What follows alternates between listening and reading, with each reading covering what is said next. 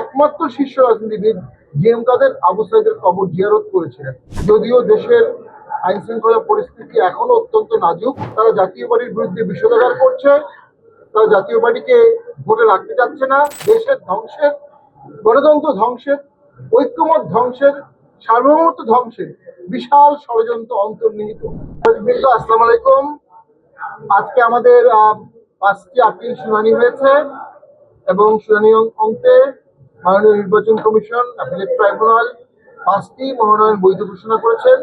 এই 5টি আপিল হলো বা আসন হলো সরকার মোহাম্মদ সালাউদ্দিন ঢাকা 12, মোহাম্মদ আকবর হোসেন ভোলা 1, মোহাম্মদ লুৎফুর রহমান রিপন পঞ্চগড় 2, মোহাম্মদ গোলাম মোস্তফা কুমিল্লা 9, মোহাম্মদ আয়ুব হোসেন কিশোরগঞ্জ 6। এই 5টি মনোনয়ন আজকে বৈধ ঘোষণা করা হয়েছে। আমাদের এ পর্যন্ত আমরা 30টি আপিল শুনানি করেছি। 30টি আপিলের মধ্যে আমাদের 25টি আপিল গ্রহণ হয়েছে, 5টি আপিল গ্রহণ হয়নি। এই 5টি আপিলের বিরুদ্ধে আমরা উচ্চ আদালতে যাচ্ছি। আমরা মনে করি ইলেকশনের একটা ট্রেন্ড শুরু হয়ে গেছে।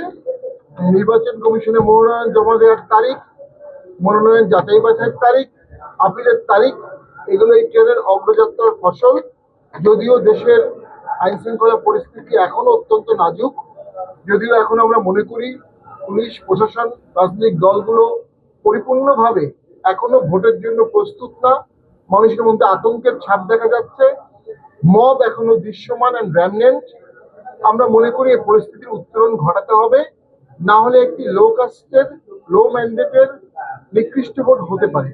তার জন্য সবচেয়ে বেশি গুরুত্বপূর্ণ সেটি হচ্ছে মব, মিছিল, হামলা, ঘেরাও, এই কর্মসূচিগুলো বন্ধ করা। ইলেকশন পিরিয়ডে প্রার্থী ভোট যাবে, সেটাও 22 তারিখের পরে। তার আগ পর্যন্ত বিভিন্ন নামে বেনামে বিভিন্ন সংস্থাগুলো, বিভিন্ন অনিবন্ধিত সংস্থাগুলো, অনিয়ন্ত্রিত সংস্থাগুলো, তারা বিভিন্ন দলের প্রক্সি হিসাবে, বিভিন্ন স্টেক হোল্ডারের প্রক্সি হিসাবে, বিভিন্ন অশুভ এজেন্ডায় বিভিন্ন ধরনের মব করছে। স্বাভাবিক কার্যক্রম ব্যাহত হচ্ছে। এই স্বাভাবিক কার্যক্রম ব্যাহত হওয়ার দায় তাদেরকে নিতে হবে এবং সেটা ইলেকশনে ব্যবস্থাপনায়ও কিছুটা ঘাটতির সৃষ্টি করছে এবং সরকার এবং নির্বাচন কমিশনের কিছুটা দুর্বলতা প্রকাশ পাচ্ছে।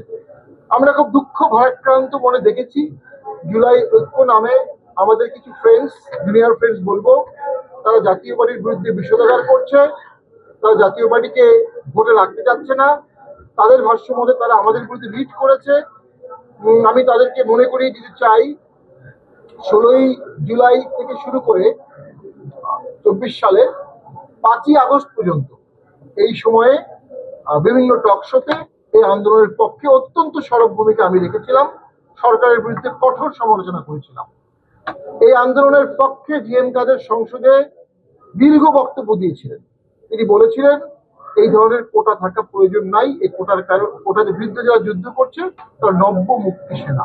এবং আবু সাইদের মৃত্যুর পরে বাংলাদেশের একমাত্র সংসদ সদস্য, একমাত্র শীর্ষ রাজনীতিবিদ জিএম কাদের আবু সাইদের কবর জিয়ারত করেছিলেন।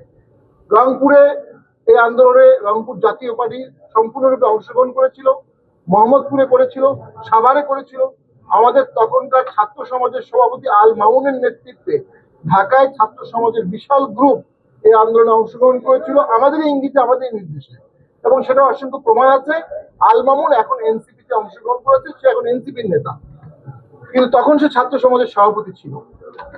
আমরা মনে করি সম্পূর্ণ হীন উদ্দেশ্যে আমাদেরকে রাজনৈতিক প্রক্রিয়া থেকে দূরে রাখার চেষ্টা করা হচ্ছে।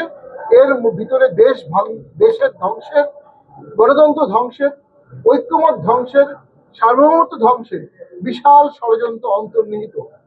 আমি যদি অতীত মনে করে দিতে চাই, 86 সালে বাংলাদেশে ভোট হয়েছিল, বিএনপির ভাষ্য মতে ওটি একতরফা ভোট।